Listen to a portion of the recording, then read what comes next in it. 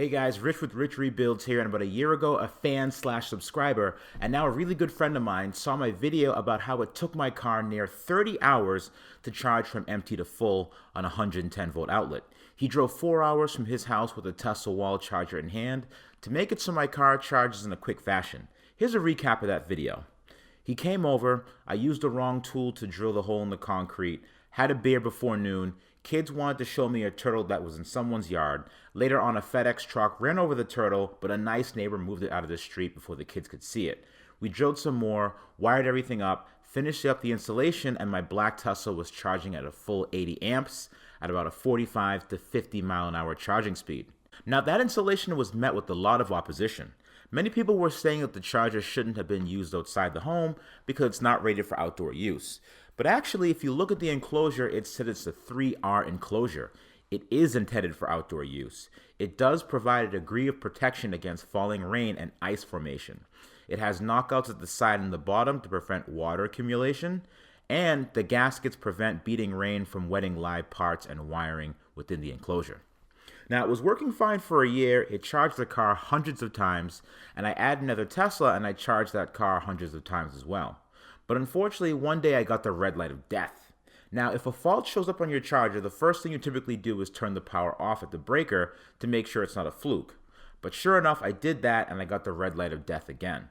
So there's definitely something going on inside the box itself.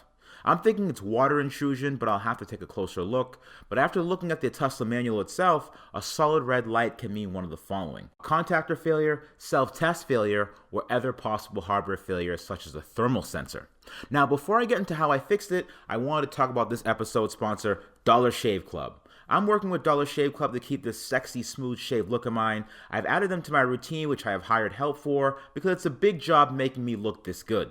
Now, today I'm using their shave, shower, and oral care starter set. You get the peppermint toothpaste and the really slick toothbrush they give you to go with it. It also comes with the hydrating body wash and the citrus Hawaiian ginger face cleanser, which removes excess oils and leaves you feeling hydrated.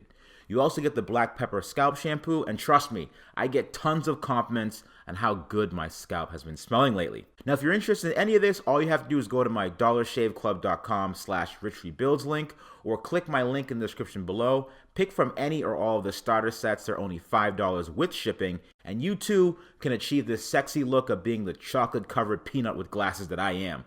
Thank you, Dollar Shave Club, for sponsoring this episode. Now let's get back to the video. Now, this is the charger a year later, and you can see the ice forming below the charger. My initial thought was the water got inside, froze, and now is affecting the charger itself. Now let's go ahead and disconnect the main breaker. Going back to the charger, it also looks like the gasket itself shifted, and you could see signs of the gray thin gasket showing through. Let's start taking it apart.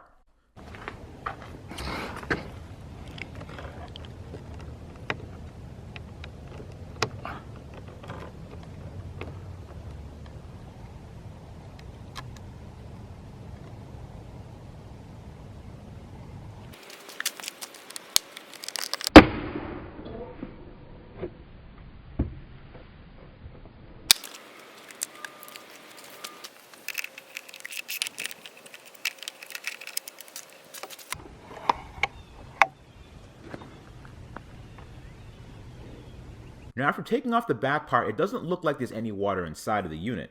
But now let's take the front cover off.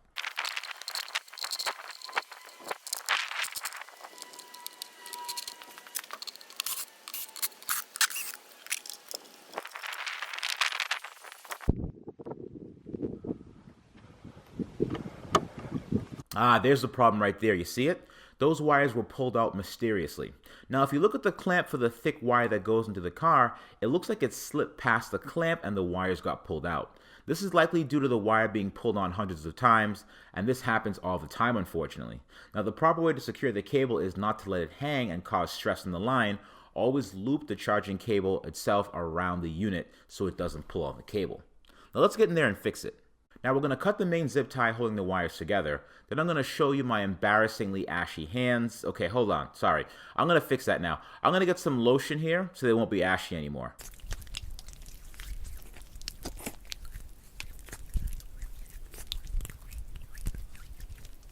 Ta-da!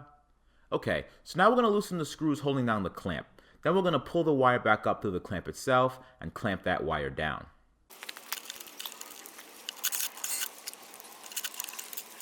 Now this clamp is a flawed design because typically the clamps will have teeth attached to them so the wire won't slip out. So this is a pretty big design flaw and will likely slip out again.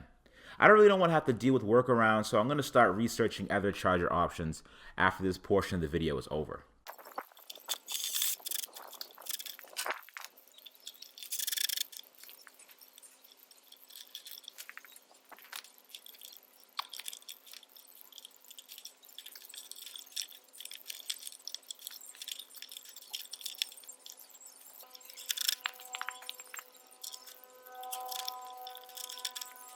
Now after tightening down that clamp, let's fix the actual problem of the logic wires that got pulled out of the housing.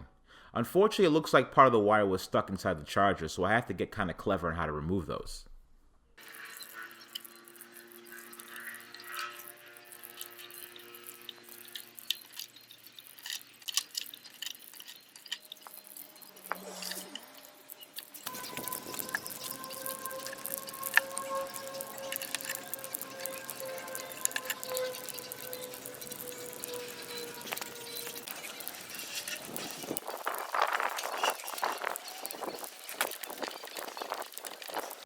Now if those wires are all repaired, I'm going to button it back up and see if that all works now.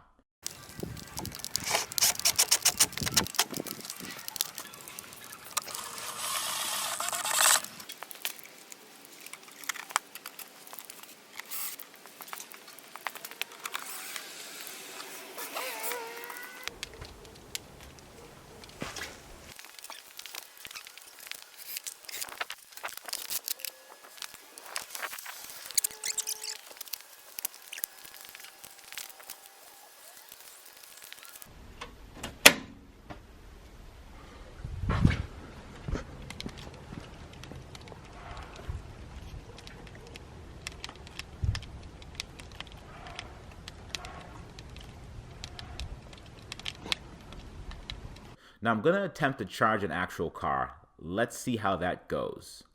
Success! Now looking at the Tesla unit, even though it says it's meant to be used outdoors, it strikes me as more of an in-garage charger. It doesn't seem like a very heavy-duty outdoor unit, especially the fact that it's constructed out of a light plastic. So me being the person that I am, I was on the hunt to find a better charger. Now I got my hands on a new Signature Edition Tesla wall charger, and after taking the covers off, you'll see the clamp on this model is different than the last charger. It looks like Tesla is learning from its mistakes.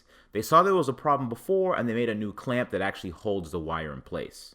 Now taking a closer look, secondly is the water/dirt gasket, which is pretty small and won't really withstand hard rain coming from the side. Another interesting design characteristic is how tight the tolerances are.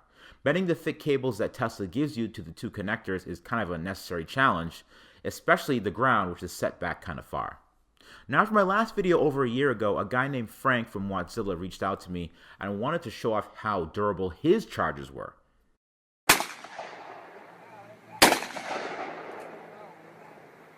Now, the odds of the charger getting hit by a bullet, well, depending on where you live, it could be pretty high, but you never know. It's still pretty cool nonetheless.